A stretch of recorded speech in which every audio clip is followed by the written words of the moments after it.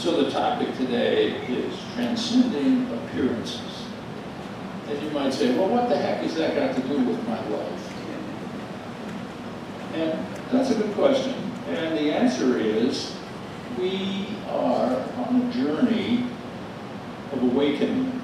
We are in the process of living this life. And from the big picture metaphysical world, you might say, well, life's, it's a dream. Shakespeare was quoted as having said, all the world's a stage and we are but actors upon it. And that is, in one sense, the truth. But as long as we are acting, doesn't it make sense to do it skillfully? Doesn't it make sense to actually win an Oscar for the performance? Yeah. So what is necessary in that process is learning to transcend all the stuff that comes at us, all of the appearances that seem to be showing up in our life. Because if we pay too much attention to appearances, we get mesmerized in the process of expressing fear and anxiety, because we're paying too much attention to appearances. Because if you are hell-bent on paying attention to appearances, you might have a little difficulty. For instance, if you plant some seeds in the spring in little paper cups to get ready to transplant it into your garden, it's not very skillful to go digging through the soil to see if the seeds have germinated and sprouted. Guess what? You sort of end the process by paying too much attention to what seems to be going on. So the farmer who plants seeds for a living knows full well that this is the process, and doesn't go out and till the soil and see if the seeds are germinating. And what is required is faith. And some people will say, oh, gosh, I sure wish I had more faith. And I'm here to tell you that everyone, every single being has already a full complement of faith. It is never a shortage of faith. The issue always boils down to, what do you put your faith in? Do you believe that the world is, that the universe is an unfriendly place? Guess what? Unfriendliness will show up if that's what you believe. So, just like any other process involving the mind, we're always at choice. What is it that we're going to believe in? Where are we going to place our faith? Do you place the faith in, it never works out? Oh, I never win anything. If that's where you place your faith, guess what? You're right. And you won't win anything. It'll never work out, because you are energizing that process. So, it's transcending appearances seems to be very, very difficult, because we get caught up in paying attention. The world tells us, pay attention. Look at what's going on around you. Do something about it. Well, maybe, and maybe not. What really is required is that we exercise this thing that we have called freedom. Freedom. Ernest Holmes said something to the effect that freedom implies the possibility of dukkha. Do you know what dukkha is? It's a Sanskrit word that means, something like, it's often translated as suffering. But the better definition of dukkha, I love that word because it just sounds dukkha. Dukkha. Can't you just see dukkha everywhere? It's a great word. Is that alliteration? I think so. No. Maybe it's not onomatopoeia. I was not an English major, unlike Garrison Keeler. I didn't do that. Dukkha really implies temporary. In Buddhist terms, it's conditioned. Everything that's born in time will end in time. Even if you go out and have the most wonderful experience buying the little red sports car that you dreamed of forever, if enough time passes, it will become a rust bucket. It will end its usefulness and no longer be that shining little pearl of sports car that you wanted. So what we have to do is to be prepared to experience life as it shows up. Eckhart Tolle said that life will give you whatever experience is most helpful for the evolution of your consciousness. And that's really what's going on, is that life is showing up. And your opportunity is to decide how you're going to see it. Remember that everything that shows up is in fact neutral. Nothing that happens ever means anything. It just don't mean a thing. What it means is what you say it means. You exercise your right to hang meaning on whatever shows up. So if you see something as a disaster, as the worst possible outcome, okay, that's how you see it. On the other hand, you might be able to change it a little bit and see it as an opportunity. Remember what Tolle says. It's an experience that offers you the opportunity for growth. A growth opportunity. Another freaking growth opportunity. Just what I want. But indeed, it is. And that's what we're up to.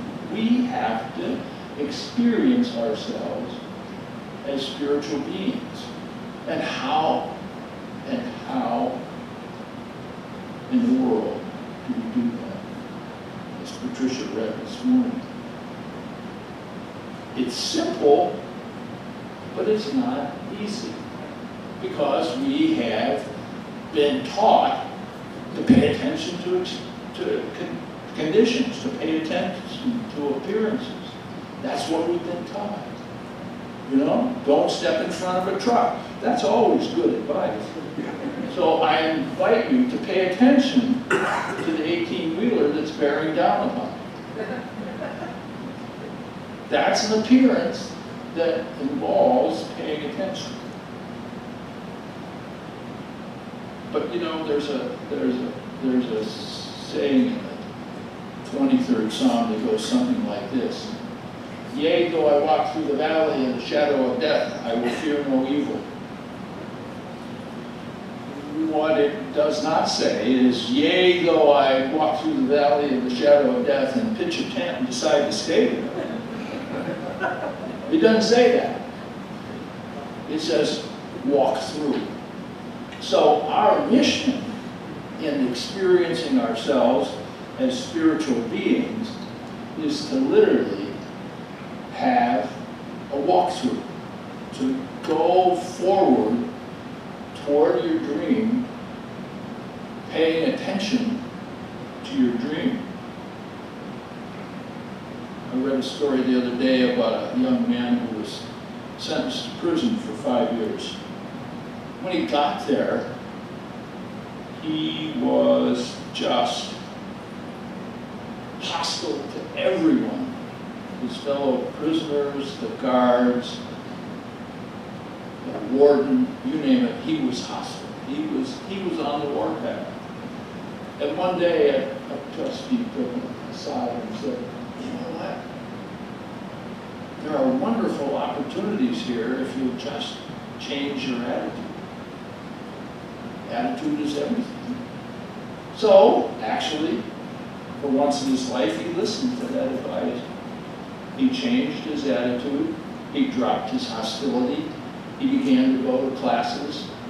And ultimately, he was rewarded with an early out for good behavior. And it was all because he paid attention and listened to advice and walked a different path. Completely transformed his life by simply tuning in to a different God. So let's not be digging around in the soil to see if the seeds have germinated. Let us simply allow the process to take place. And so what we're really up to is dealing with life as it shows up, because it will continue to show up until you change form. And we all will change form. All bodies seem to have this thing called wearing out. Some call it aging. I prefer to call it youthing. I prefer to say I'm not getting older, I'm getting better. So that's a process, and it depends upon how you see it. It's a neutral event, but how you give it meaning gives it the impact that it has on your life. You are the decision maker. You decide how you are going to respond. And so what we're up to is learning how to respond in a way that supports life, in a way that supports the extension of divinity that we are. We are expressions of divinity. And what is divinity but infinite unconditional love? So in all situations, we're called upon to extend the love that we are. It's not the love that we have to go searching for. It's the love that we are. And then somebody says, well, what do you do if somebody's about to do some great harm? And how can you be loving in a situation like that? And that's a wonderful question, and we'll talk about it in the metaphysics class. But for the moment, the answer is you become an instrument of the expression of divinity, of divine love. And you ask for guidance. And you ask, what am I supposed to do in this situation where somebody is perhaps about to do great harm to someone else in front of my eyes? And you may be instructed to pick up a bat and swat it beside the ear in order to prevent harm from occurring. Loving expression does not mean being a doormat. It's saying, oh wow, whatever seems to be happening is whatever's happening. So it's what's called a conundrum. Because there is no clear answer. There is no opportunity. There is no basis on which I can say to you, in this situation, do this. because it is always, always, always fact dependent. It depends on who's there, what their experience is, what their consciousness is, what yours is, and your willingness to seek guidance and to be the expression of divinity.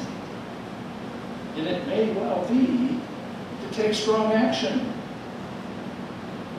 Apparently, Jesus was guided to do that in the temple when faced with the usurious rates charged by the moneylenders. He turned the tables over and cast them out. Some people say that he was angry. I see it differently. I see that in that situation, a public forum, he observed events transpiring that seemed to be in conflict with the right and perfect expression of divinity. So he was guided to say, cast the bones out, turn the tables over. Does that say be angry? No, it doesn't say be angry. In fact, my favorite spiritual path is the Course in Miracles, and the Course in Miracles says quite clearly, over and over and over again, anger is never justified. There is no such thing. There is no such thing as righteous indignation. There's nothing at all righteous about indignation. There is nothing about anger that can be justified. It's understandable. It's useful. It's an expression of human emotion. And I say, it's always, always simply the process of announcing fear. Whenever you see someone angry, you can say to yourself, I see somebody expressing fear. That's what's going on. What am I going to do about it? Am I going to pour gasoline on the fire? Not such a skillful thing to do. How is it that I can be in this presence with someone who's experiencing fear?